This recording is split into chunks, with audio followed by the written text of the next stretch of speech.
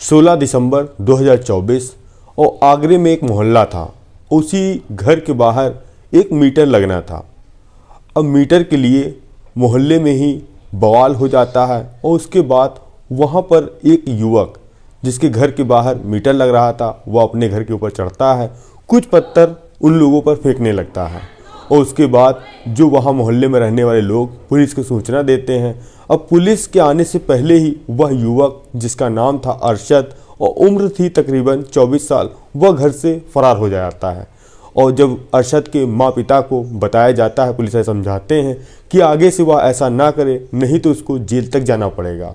और तभी शाम ढलती है, रात आती है और वह अरशद अपने घर आता है और घर आने के बाद वह अपनी माँ और 4 बहन और पिता को लेकर वो घर से निकलने लगता है। तभी मोहल्ले वाले उससे पूछते हैं कि तुम इतनी रात में पूरे परिवार को लेकर कहाँ जा रहे हो? तो वह कहता है वह जा रहा है अजमेर। और फिर पता चलता है 1 जनवरी 2025 तकरीबन 7 बजे कि उस युवक ने अपनी 4 बहन और एक माँ का कत्ल कर दिया है और इसका साथ दिया है उसके सगे पिता ने। और उसने एक वीडियो जो कि सोशल मीडिया पे बनाया था और जब वह वीडियो वायरल तेज़ी से होता है तो एक ऐसा सच निकल कर सामने आता है जो कि वाकई में हैरान और परेशान कर देने वाला था। आप भी सोच रहे होंगे कि एक युवक ने अपना पूरा परिवार क्यों ख़त्म कर दिया। इसके पीछे एक वजह है जो निकल कर सामने आई है। आप सभी दोस्तों को नमस्कार, मेरा नाम रवि है। अगर आप हमारे चैनल पर नए हो सब्सक्राइब बेल आइकन जरूर दबाएं। यह सच्ची घटना चालू होती है 1 जनवरी 2025 यानी नया साल।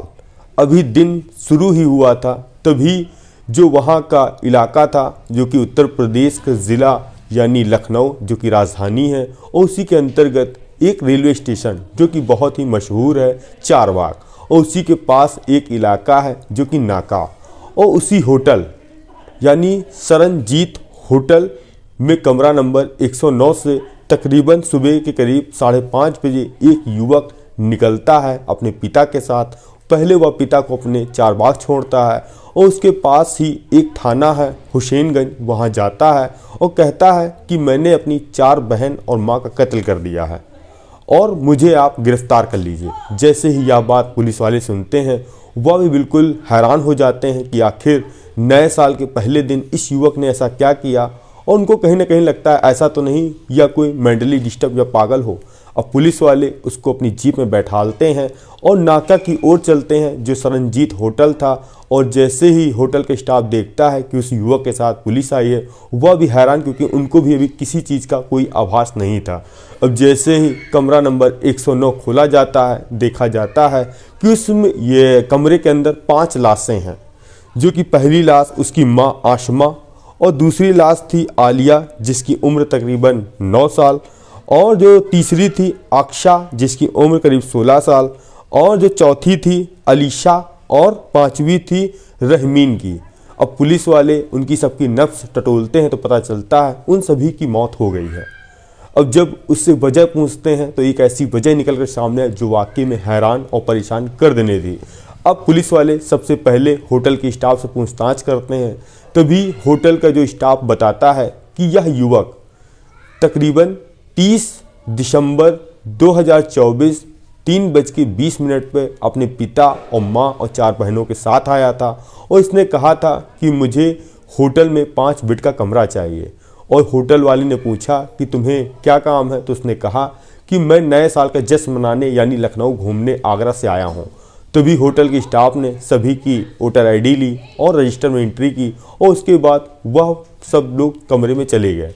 अब जाने के बाद तभी कुछ घंटे बाद 3 प्लेट खाने का ऑर्डर देते हैं, जिसके बाद होटल स्टाफ 3 थाली लेकर जाता है, सब खाते हैं पीते हैं।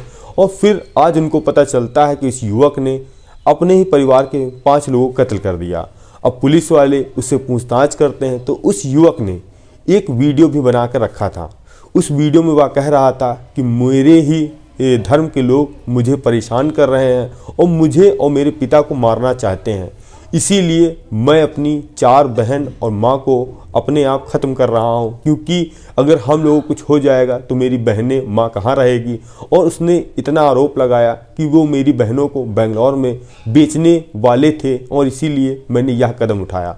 अब पुलिस फ़ौरन ही वहाँ इलाके में पहुँचती जहाँ का यह युवक रहने वाला था, जो कि आगरा का इस्लाम नगर टेढ़ी बगिया इलाका था। वहाँ के लोगों से पूछताछ की जाती है कि आखिर अरशद इतना बड़ा काम कैसे कर सकता है। तो वहाँ के लोग कहते हैं कि उसका जो गुस्सा लोगों से थोड़ी थोड़ी बातों पे होता था और जिसके लिए वह मारपीट भी करने लगता था। और इसकी अरशद की 6 महीना पहले शादी हुई थी और इसके बर्ताव के कारण इसकी पत्नी ने इसको छोड़ दिया।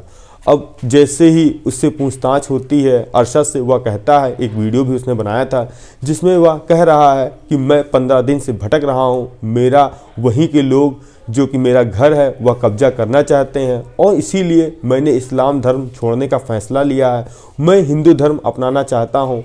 और यह सब जब बात हमारे समुदाय को पता चलती है तो वह मुझे प्रताड़ित करते हैं, परेशान करते हैं और इसीलिए मैंने सोचा क्यों ना हम अपने परिवार को ख़त्म कर लेंगे और जिसके बाद मैं भी अपने आप को ख़त्म कर लूँगा।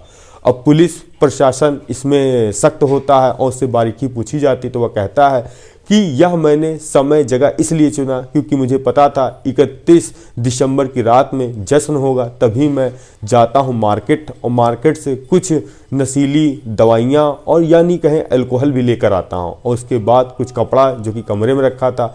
अब हम पिता पहले बैठकर सेवन करते हैं अल्कोहल का, उसके बाद अपनी माँ और 4 बहनों को भी ज़बरदस्ती पिलाते हैं। जब वह लोग बेशुद्ध हालत में हो जाती हैं तो हम लोग बारी बारी से उनको पकड़ते हैं, मारते हैं, तब तक मारते हैं जब तक उनकी मौत नहीं हो जाती है। और जो गला दबाने से जो नहीं मरता है इसके लिए मैंने एक ब्लेड ली थी और मैं उसी के हाथ की नस काट देता हूँ। अब जिसके बाद सभी लोग मर जाते हैं, यानी 5 लोग मर जाते हैं। उसके बाद बेटा अपना मोबाइल निकालता है, एक वीडियो शूट करता है और शासन प्रशासन को वो कहता है कि यह सब घटना के पीछे मेरे समुदाय के लोग जिम्मेदार हैं और जो मेरा घर है वहाँ पर मंदिर बनाया जाए। अब फ़ौरन वह अपने पिता को लेकर जाता है चारबाग रेलवे स्टेशन, उनको छोड़ देता है और जब पुलिस वाले पूछते हैं कि तुम्हारे पिता कहाँ गए हैं, क्या करने गए हैं, तो वह कहता है कि वो भी अपने आप को ख़त्म कर लेंगे क्योंकि अब हम लोग बहुत ही हार चुके हैं। और एक पिता का भी वीडियो नज़र आता है सोशल मीडिया पर जो कि वह आरोप लगा रहा है कि वह बहुत ही सालों से वहाँ रह रहा है और उसके ऊपर उसके बिरादरी के लोग अत्याचार कर रहे हैं जिसके लिए वह अब जीना नहीं चाहता है और अभी वह पिता भी फरार है। अब पुलिस जब उसको पकड़ेगी तो और खुलासा होगा कि आखिर इस युवक ने कुछ लोगों के प्रताड़ित से अपने परिवार को ख़त्म किया, क्या इसमें और भी वजह है। अब पुलिस जांच का विषय है, इसमें और जांच पड़ताल करेगी। आप भी इस कहानी के माध्यम से कुछ भी सुझाव देना चाहें तो दे सकते हैं कि इस युवक को और क्या करना चाहिए था जिससे उसका पूरा परिवार बच जाता। हम आपसे मिलते हैं नई कहानी नई शुरुआत के साथ। जय हिंद, जय भारत।